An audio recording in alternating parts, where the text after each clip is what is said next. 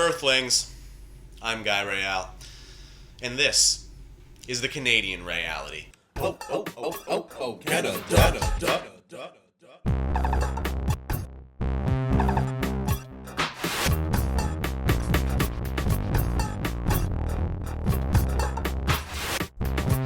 We stand on guard for thee.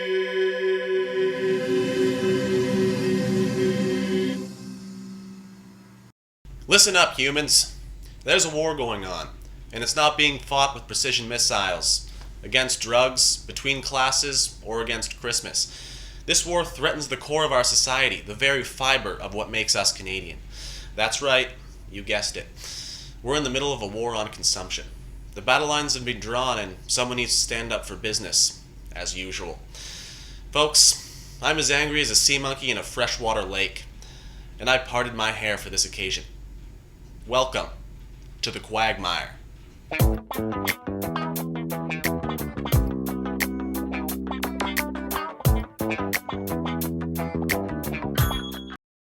Everywhere you turn these days, you see some edgy environmentalist endeavoring to eliminate Earth's endowments for its favorite fleshling, humanity. They say we're junking Earth's resources at 1.4 times the rate they can be replenished. And these scruffy anti-consumption advocates are all over the place. I actually had a salesman try to tell me the other day they didn't sell jeggings for my lager. But I just don't see the problem. They say we're throwing too much out. I say send it to the moon. They say it's unsustainable. Well, I say I'm sustaining just fine. They say we can't keep wasting Earth's resources. Well, I say it's a free country. The free market is made to regulate resources, so until rubber truck balls cost $50 a nut, I'll keep using the built-in Frisbee app on my iPad. Thank you very much. Folks, I'm out here every day fighting the good fight, and all I get is flack from these self-titled eco-warriors. But have you ever noticed that those people railing against consumption don't ever have a lot of stuff? I'm pretty sure most of them don't even have a guest pool. Oh, well, they're green all right. Valuing conservation is a societal virus that fights directly against the Black Friday shopping engine that keeps this economy chugging. These progressive patsies are perpetually paranoid pungent poppers who predictably profess their presumptuous political prattle, positing it's preferable that people partake in, produce, and possess less. But please, provide these pagans with pizza, pancakes, and a PlayStation, and their past preferences will pass as they perceive the power and profitability of consumerism. What the greenies don't understand is just how important stuff is to our society. If we all just bought less, how could I be aware of how great I am? Society demands that I know if I'm keeping up with the Nahasapeena Pedalons, and a golden Kelly Clarkson bust does just that. This, folks, is why I judge countries on how much they can consume, and why I'll race my son-in-law down to the World Poutine Eating Championships and glue that trophy to the hood of my car. And don't even get me started on food regulation. I say stay away from my fries, stay away from my burgers, stay away from my children's burgers.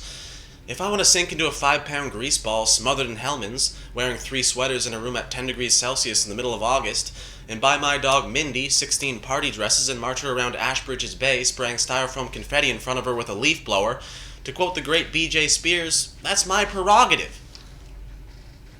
What strikes me most about these anti-capitalist aristocrats is their complete lack of faith in human ingenuity, even if you accept what they're saying. Even if you believe that our consumption patterns are unsustainable and that humanity is truly digging itself deeper and deeper into a resource hole that will at one point collapse onto us. Technology will save us. It always has before. But no! They won't accept that as an option. Instead, we need to change how we live now. Folks, we find ourselves at a fork in the road. On the comb hand, we have the beginning of a new era for humanity. The difficult deconstruction of the dollar deity, the end of deliberate debilitation and destitution in the search for happiness, the acceptance that perhaps the good life is more than just dying with the most trophies, and is instead the pursuit of harmony among humanity and the hemispheres, among earthlings and the environment, among our toys and tomorrow's toddlers. But we all know that is a ridiculous, absurd pipe dream. The real choice exists in the cup hand, the belief that continued economic growth will solve all of our problems. the faith in the exact system that has gotten us to this point. Loyalty to business. And the greatest word of the 21st century. Innovation. And that, folks, is today's Quagmire.